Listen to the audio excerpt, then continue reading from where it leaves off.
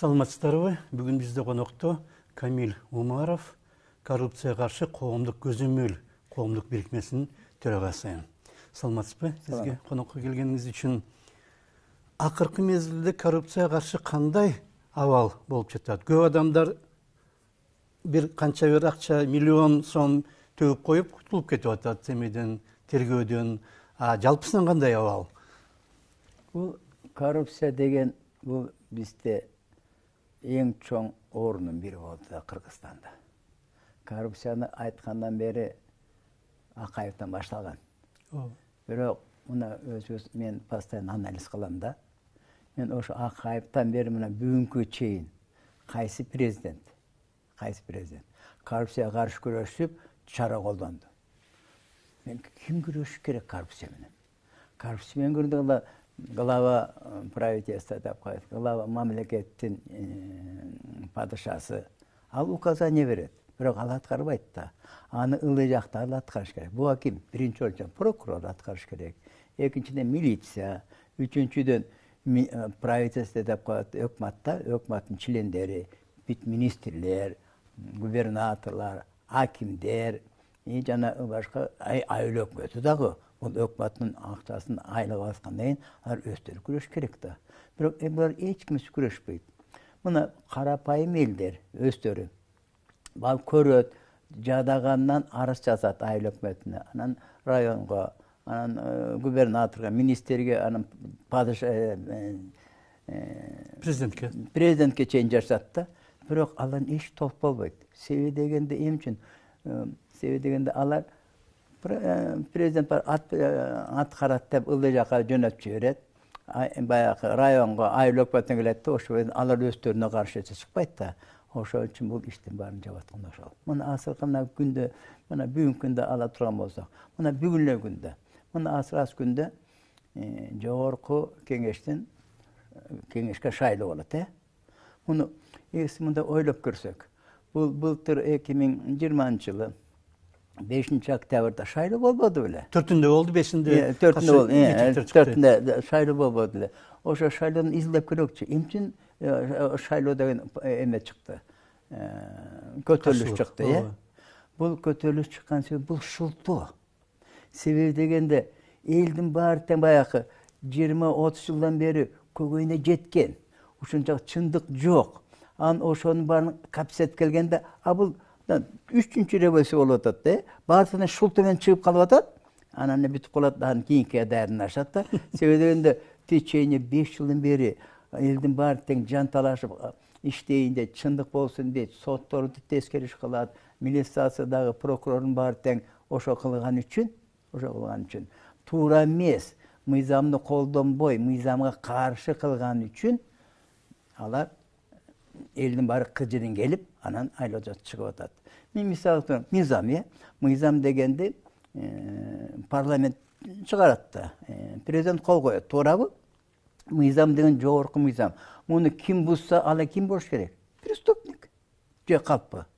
Мыйзамды бузган адам, значит, ал өзүнчөлөр кылмышкер да. Туурабы? Мен ошон үчүн биз айтып көрөлүк, мына кылмышкерди ким алып чыгып атабыз?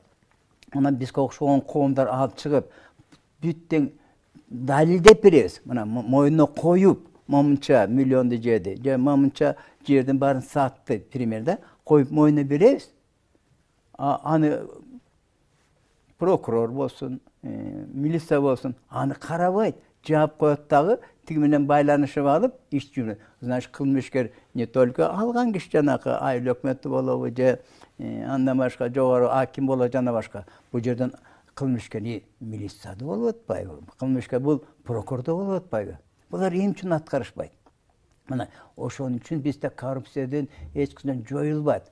Эгер менден сураса, коррупцияны жоюуга болобу десе, мен айтат элем, 3 айда таптакыр жойсо болот. Анын үчүн эмне керек?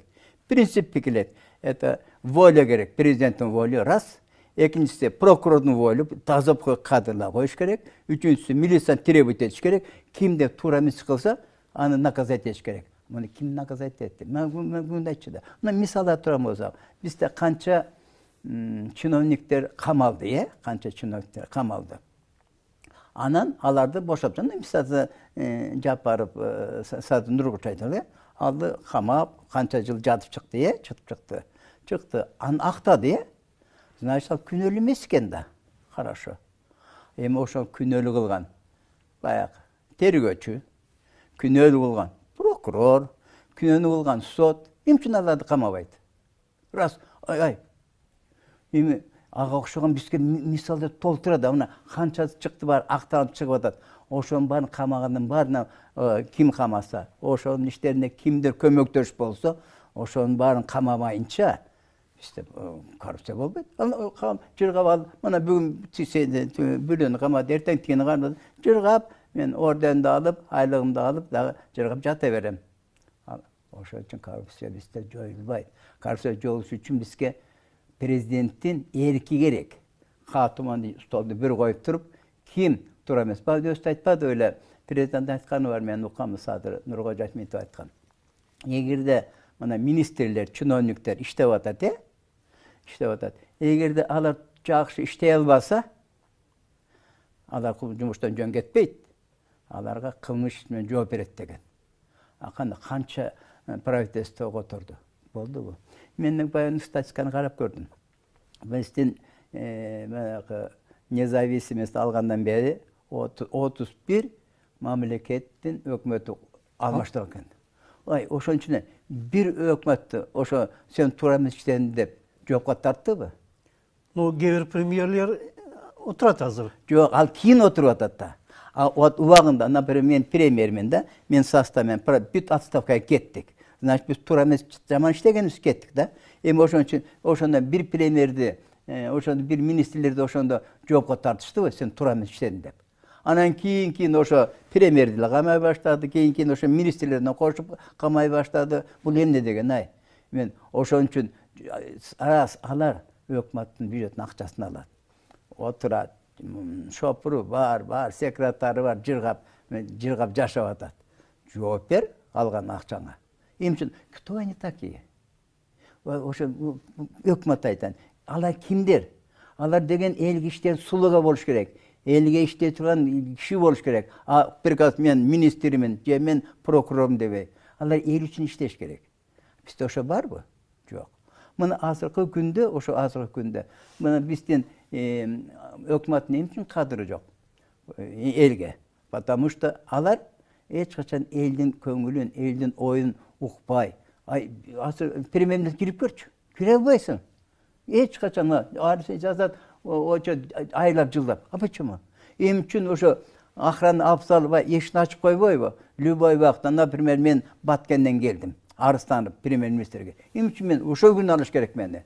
Мен Сталиндин эмгегин окуганда, жанагы Паскалевич деген секретарь жазган экен. Биздин анда Советтер Союзу да Сталинге дейт. Советтер Союзунун арт точкасынан келет. Бул Владивостоктон, Северная Азия, Кавказдан деп бар жаны келет де. Ким мугалимдери келет, врачтар келет дейт, элдер келет дейт де. Ошондо эшиктин алдына келип Кремлдин милицияга айтат экен. Ана милиция мага звонить этет дейт да. Мына Владивостоктон келиптир.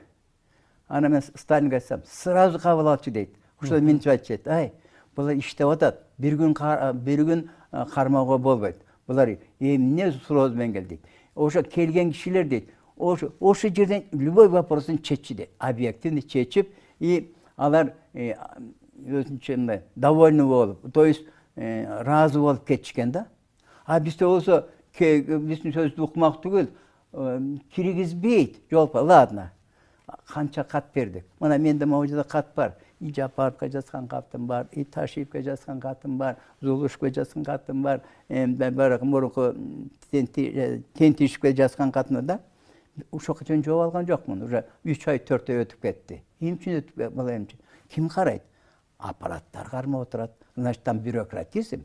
Ошон үчүн кантип биз иштейбиз? Бизде, например, независимый деген мамлекетте, значит, элдерде независимый болуш керек. Биз любой чоңдорго өз убагында барсак кабыл алыш керек. Мына азыр мына любой айтып берет, любой айтат. Мына эми азыр мына дабир айтайын дегеним 3 революция болду. Үчөөндө тең бизге урак болгон жок. Мисал болгон жок. Ay, adam esile bir kemçilik getirse, oşonu kaytalabaş gerek da. Ha bizde memleket уже birinden birine bolsa oldu. Ekinci oldu, oşonu kaytaladık. Ekinci oldu, hem üçüncü oldu, hem dörtüncü. Bu kanday bu. Oşonu paylaşıp kandık getiriş gerek. Ben şoğa düşünmeyeyim. Bunu içmen. Bizde men asır gos sekreteri var. Hinenç o emnen karma oturadi gos sekreteri. Ay, men düşünmeyeyim. Tapsın oşo oldu. Rasul жаңа açıp berdi, birlikte berdi gos sekreterga. Abi keyifli. Ал идеология. Kanday men yerden görgön jokmун. Kaçı ideologunu görüp atam men. Men de bir. An men ugup atam işte alt dedi korrupsiyonlardı koldap atat dep. Kaç korrupsiyon? Tege Koçkor rayonunda Cumabek degen Turat degen neme главный врач бар. Al bu men prestupne aytpayın. Biri uğunda açılgan. Biraz uğunda açılgan dem prestup siyahtı. Men de sevede sot men dagaset. Sotqa jetelek. Jeti. Pritom 4-5 жолу açılgan uğunda. По разным. Хищение var, мошенничество var, злоупотребление var da bunu patirden prokuror olgan. Oşonu uşoqa çeyin ala albayt. Seyim için ala albayt. Потому что al oşo dege al üylerde buzdurup sattırgan balinsan ökmatın üyünün. Al terekler, yüzden aş tereklerdi buzup kesip sattırgan akça kılganda anda akça köp. Bardı oşonun gözün karayt. Anan al ösü vraç bolgonu menen bir ayaldı travma olup kelgeniken öz pediatr. Travma ayaldı al aksı döktü. Al öz jasayım dep invalid kılıp sattır. Kolu iştebe kalganda. Ay. Cevap bergen jok. Anı Beşenal degen ministr apartı kılanı uğraş koydu. Direktör kılıp koydu. Janagı okuyalardan keyin koydu. İyi jakın var. İyi oşonu koldap atat. Asırkı canı gelgen nakım normalde mınday tüz hakim eken de canı gelgende. Ben asırını tanışkan jokmун. Men ugup atamın. Oş obyektini al barın körüp prosto soğuk atat. Oşa davından jumuştan ketsin dep 3-4 jol çeçim çıkardı. Ministr anı karabayt. Hiç öyle.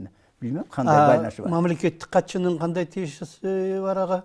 Mamleketlik kaçı oşonu kolda etmiş de uğatağı söz. O koçkorluklar da, oşo koçkorluklar. Bu mesne tribalizm bolup ketip atam da. Oşonu elder aytып atat, anı gosekreterde koldap jürüyat oşon üçün dep maga официальный dep elder aytat da. Eçtege kıla albaysın, men kıyımın, kolman bari gelet dep. Вообще al adam kerçiligi de jok. Buna oşon üçün bizde oşunday bolup bayı. Andan başka da bir ikinci primer görse, oşo Koçkor rayonun prokuror var başı Nurullayev degen. Oşada prokuror bol. Bu faktın bana bilet. Uğularında açıklanmanı bilet. Hiç çare koldanan yok. O veyahut bu 4 yıldan beri. 4 yıl. 4 yıldan beri hiç çare oldu. Nurullayev'den tüylerinin gözün qaray. Imенно Koçkor rayonundagı korrupsiya bizde uşunday köpte men jomokta ayta berem de, sutka men ayta berem. Biraz kıskaça aytış gerek de, vaqt başkana. Oşon üçün Nurullayev oşon barten jaşırıp jürüp, hiç çare koldamayt. Annem ne kıldı? Moskovskiy rayonga prokuror kotorup jibirdi. За что? Almaştırıp. Qaysı emge, qaysı sapat üçün, qaysı men bilbeyim, rotasiya kılgan bu. Emi oşo, что интересно, oşon zamı kılıp Muratbek Şabdan degen bardı. Al Murat Şabdan Alamin rayonunda zam prokuror bolçu da, следствие boyunca. Al Alamin rayonunda korrupsiyanın barınta oşo koldoçu da, büt korrupsiyan oldu, östürgen oşol. Prokuror bolup turup. Zam prokuror. Zam prokuror. Ana men an üçün kança jol жазгам, betine aytkam, anan genel prokuror жазsam, genel prokurorun eldime замечание berdi. Замечание berdi. Ekinci ol выбор berdi. An üçüncü ol em ne kıldı? Nurullayev'a zam prokuror kotorup koyuptur. Asır Moskovskiy rayonunda eldime жалость etip atat, o следствияның барын тең басып atat deyt, korrupsiyonu koldam, et çara koldamayt deyt. Aylap jatat deyt, altымен uşunday bolat. Mına anan kantip. Bizde korrupsiyan Жазалagандын ордуна орун алмаштырып койду экен да. Ot orma oşta bolup atabı. Oşo mına Alamin rayonunda Mamakeyev degen prokuror işteçi zamı starşy помощник менен kesildi. 10 yıldan kesildi da.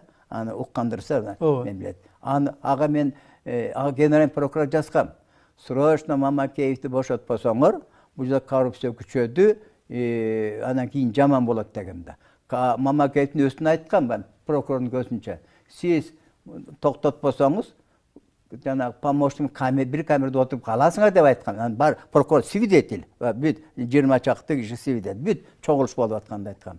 Мамга жок байке мен муну ишенем деп айттым. Ишенсеңиз мен айтып атам. Bir камерада отуруп каласың дегем.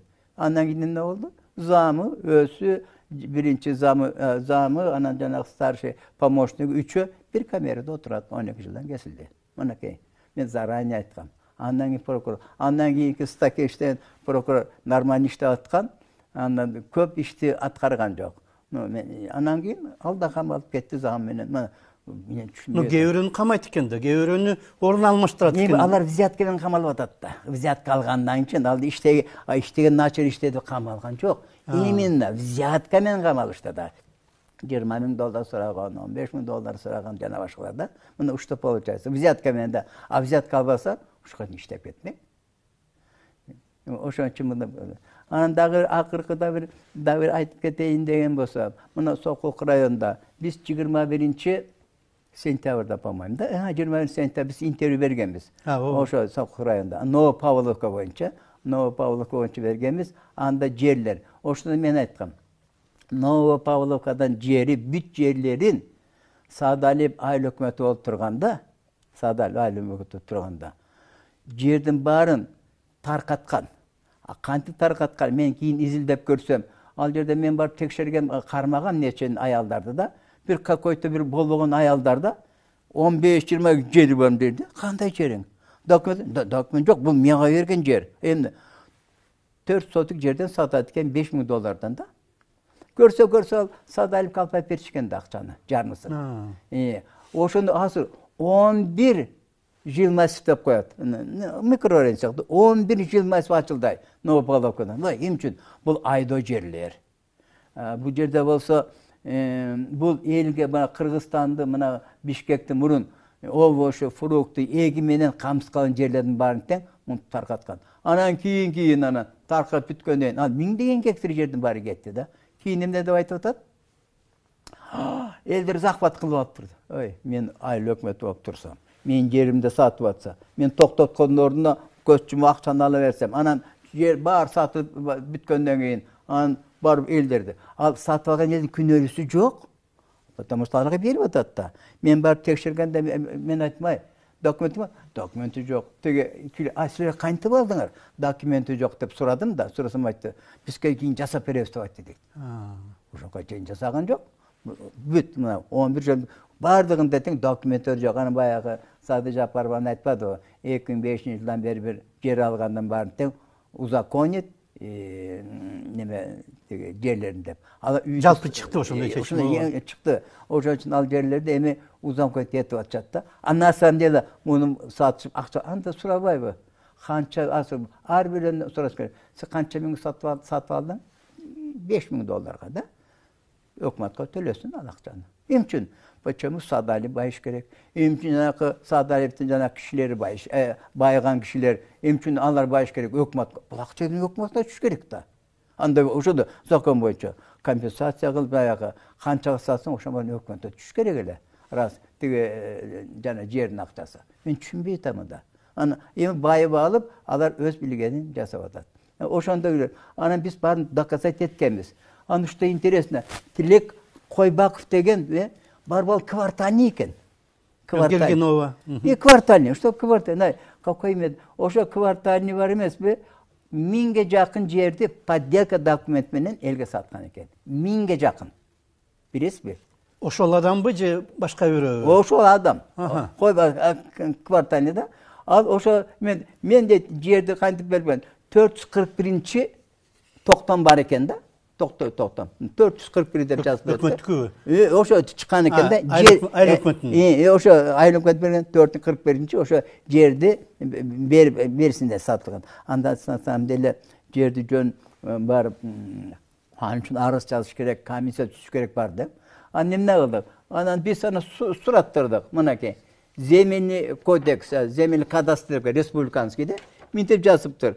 441 деген сандык токтом болгон эмес, жок.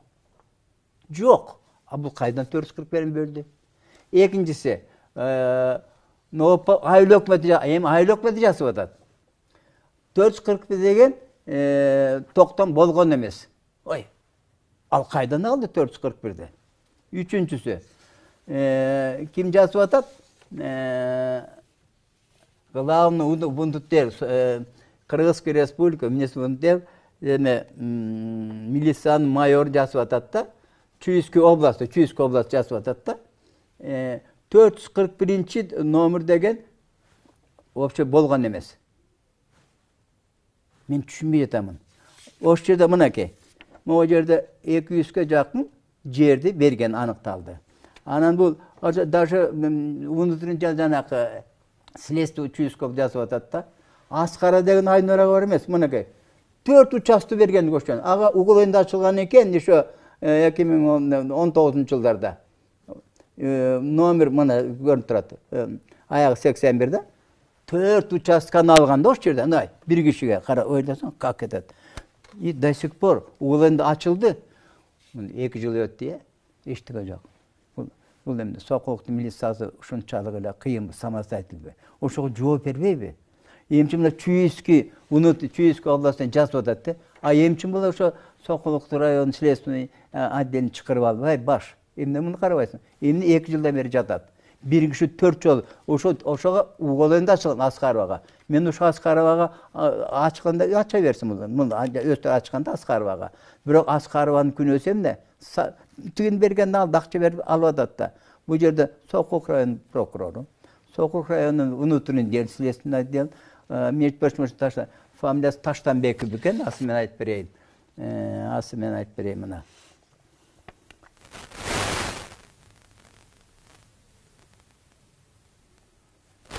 Ну, жөн айта берсиңиз го таны. Следственный начальник следственный отдел Таштанбеков деген, по-моему, Таштанбеков болчу да. Коюп койдум эле. Ташматов дейт. Ташматов Канат. Анан кийин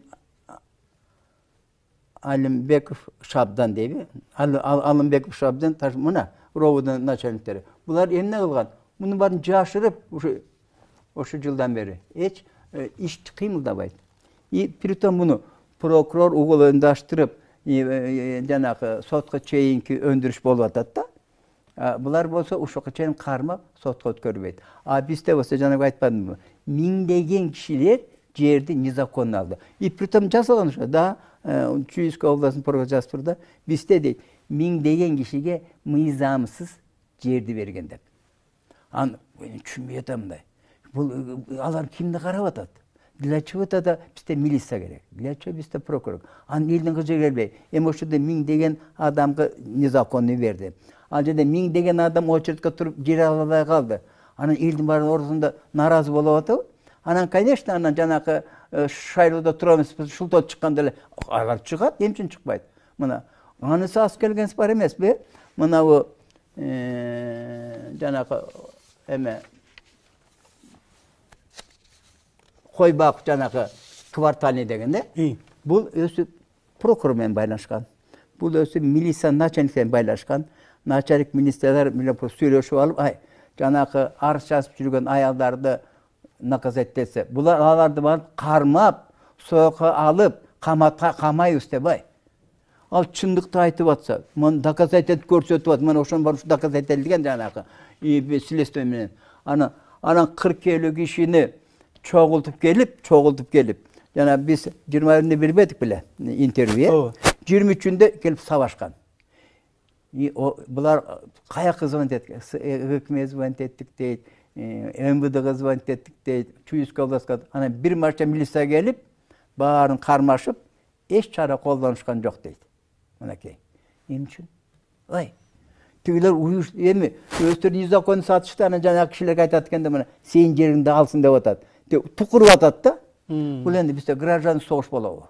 Как атат? Эми тигилер жактагандар болсо анда согуш болот. Ошентип бизде граждан согушка жакындап калдык, түшүнбөй калдым да. Эмчин мен милиция өзү, ошо начальник милиция. Милиция өзү жанагы прокурор өзү ушуга барып айтыптыр деди. Ошо жанагы арыз жазгандарды наказать эткиле, кармагыла деп. Элди тигилер уюштуруп, силен жериңди алган жатат, жана сатып алган жерлер барго, алган жатат, молар деп уюштуруп келип ургула деп. Мына бири-бирин кагыштырат. Мына ушинтип атабыз. Мен түшүнбөй калдым. Ушуну көрүп туруп, мен милиция жанагы Niязбековға қайырлап білем да, сізді милисаңыз бұл өкіметке іштейбі, же болса жаңағы квартальный тілек қойбақ іштейбі. Между прочим, тілек қойбақ ментіп айтып тұр. Уже аудиозапись бар, біз представить етеміз да, ментіп айтып тұр. Мен уже $7,5, мұрын $4,000 бердім елі, начальник милициясында. Еми $3,500 бердім, мен көп расход болып атам деп. Ал ақшаны қайын алды. Беріптір. Прокурор білет, СНБ білет, запистің бары бар. Никак чары қолданбайды. Анан қайтып бізден коррупциямен күресші болады. Мен түшінмей атамын. Бұл бірлі айылда болады. Бірлі айылда. Бүт айылда ұшындай. Барлық жерде. Барлық жерде. Мен білгенде не? Бізге келген факты бойынша әрбір районда, әрбір айыл өкіметінде ұшындай. Әтіп өтпайым бұл. Мұндай болып өтеді. Ұшындай. Именно прокурор, именно ровода жаңағы районный милиция, именно аким башында тұрады. Анан бұл жерде мен сізге атшылы айтаймын. Мен акимге, мен бұл жерде мен мұндайда, мұна мен Соққұлық район акиміне обращение қылған. Сілерде Соққұлық айыл өкіметі бар. Анда начальник Бақтыбаев деген. Анын жеңесі Глава Бақтыбаев. Анын жеңесі Қыдыралиева деген. Ал соттолып келген. Хищенство 500 жақын мыңдік хищені алып алған үшін аны соттоған рыбачыдан. Қачып келіп бұға главный бухгалтері болды қайнысына. Андан башқа ал жерде Шаршекееведен бар. Ал 3-4 жолы углайында ашылғанда незаконный паспорт, өлген кішінің паспортын бөлек бір жасып, анан бүрен паспортын 3-4 кішіге бергенде айыл өкіметінде іштеп тұрғанда. Ошол Шаршекееве деген. Асы чоғыл алыптыр. Бақтыбек. Өсі незаконный келген. Мыйзаны бұзып, подделка документмен да. Асы іштеп атады. Мұны Садаловтың уағында жасқанбыз, Кенжебаевтың уағында. Аким болшы Кенжебаев деген. Ошол уағында. Анан, что интересно, Кенжебаев ушун барын қараған орында бар емес бе? Жашып көз жұмып отырғанда. То есть ал, значит, ешқашан өкіметке іштеп, ешқашан мындай коррупциямен күрескен емес. Біз қолын алып беріп атабыз мында даярды. Немне қылды? Қарауыл жоқ аким қылды. Кенжебаев. Бұл мен түшінбей атам. Соққылықтан қарауыл жоқ ротация деп. Мен түшініп атам. Қайсы сапаты менен бұл ротация болып атады. Қайсы сапаты менен. Қошқордың аким Абикеев деген болған. Тоже коррупцияның башында өз баштаған. Аны чоңалай қалпады. Қайсы сапаты менен апарады. Мен түшінбей атамын. Біздің политикаға да. Мұның барын кім қылып атады?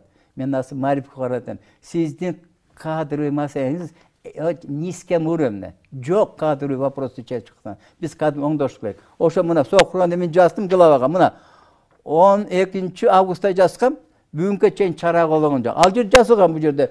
Бұл жерден бешіп прочим, Чүй областың прокуроры бар емес бе? Жаңағы мына Главаға, жаңағы Бақтыбаевқа, Соққұлық, айыл өкіметін Бақтыбаевқа ментіп 640 мың мойнына салған. Незаконный бюроға берген үшін. 640 мың сом бұл? Сом. Возврат дейілі төлөді. Ақақтан төлөді. Бюджеттен төлөді, айыл өкіметтен төлөп қойды. Вот не интересно. Андан кейін, мұны это было. Бұл 7 июлда 640 мың төлетіптір. Анеме 30 мартта 20 июлда 420 мың төлеген. Тоже жаңағы незаконный расход қылған үшін, незаконный. Аны да бюджеттен төледі? Андан бюджеттен төледі. Бұл қандай бізде? Мен білбеймін. Анан қантып ел, мұна бүт Соққұлық айыл өкіметін елден бар тең ду көтеріліп тұрады да. Анан, конечно, ертең ел көтерсе олар қосылады да біз чыдабай кетіп отады. Анан біз ошон үчүн Прудковтың немесі бар, смотрю көрін деп. Мен асы Изики уақытымыз 2-3 минут қалыптыр, қысқа бір еметсеңіз. Ошо мен айтарын деген бар емес пе? Мен асыр айтарын дегенім, что президентке, правительствоға, біздің өкіметқа, президентімізге, жана башка компетентный органдардың бардығына, пока асыр не поздно елдің қызырын келтірбей, бізде закон іштеш керек. Бізде законды кім іштетпейді? Именно чиновниктер, именно прокурорлар, именно ошо. Мен бардық прокурорды айта албайым, конечно. Біздің қатысында теге емеден бүт генерал прокурор барын жазған, аз службаға жібергенбіз. Bir дағы жоғалған жоқпыз. Жоқ. Президентке жазканмен кантты. Жооп жок. Потому что Эсеналиев деген аппарат президенті бар. Ошо күрүтетип, ошо басып атат бул ишти. Мен билем, по фамилия айтып берейин. Мурун азыр иштей ошо Эсеналиев. Эседен Мурдагы Эсеналиев эмеспи? Ошо Эсеналиев деген азыр деле иштеп атат. Аты ким? Жапар Сагынбек биле, ушундай.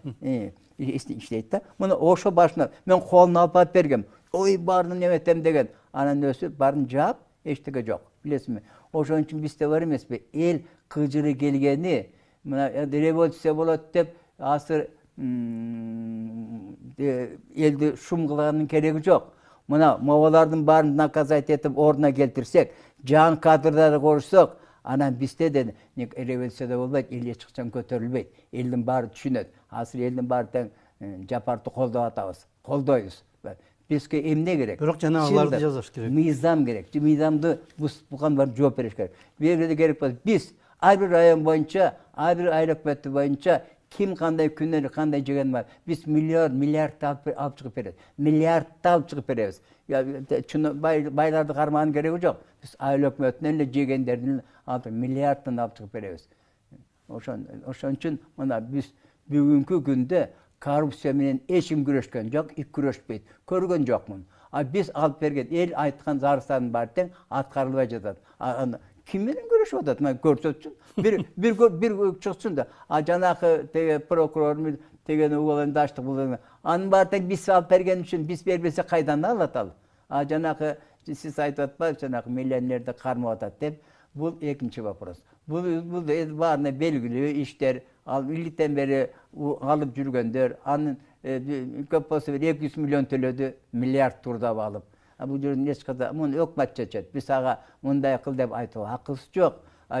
Бирок алганда 1%-де өкмөт өткөргөн жок. Ал анын айтып атпайм 1%, 99% чөнтөгүндө.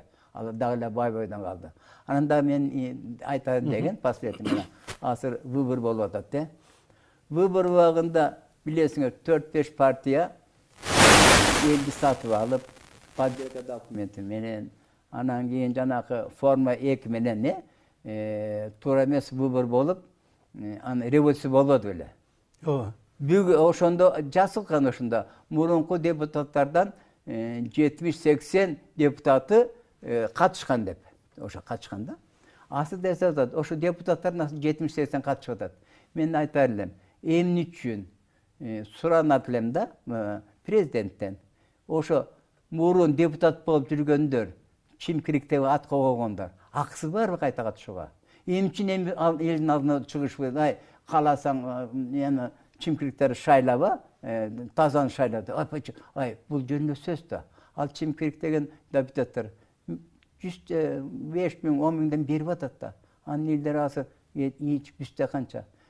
По-моему, бүт жерин без работы, эч ким иштебейт. Анын акчаны алып, айласы шайласа, ошон үчүн аларды уже катыштырбаш керек эле да. Вот ошондо таза шайлоо болсо. Азыр раз ала катышкандан кийин болот, ушундай грязь, мындан да булганч болот. Андан дагы нараачылыктар көп болот. Убактыбыз бүтүп калыптыр. Жалпысынан алганда баардык деңгээлде айыл өкмөттөн тартып, тиги чоң кызматта аппарат президентчи. Коррупция бар, эч ким күрөшкөн жок. Мына бүгүнкү күндө биздин факт бар. Бизде жүздөгөн факт бар бүгүнчө. Жүздөгөн факт. Мен ошон бир эле часын айтып кеттим. Чынекей мындагы жүздөгөн, миңдеген мына ачса болот. Рахмат сизге. Бизде конокто Камил Умаров болду. Коррупция каршы коомдук көзөмөл деп аталган коомдук бирикменин төрагасы. Рахмат сизге. Саламатта болуңуздар.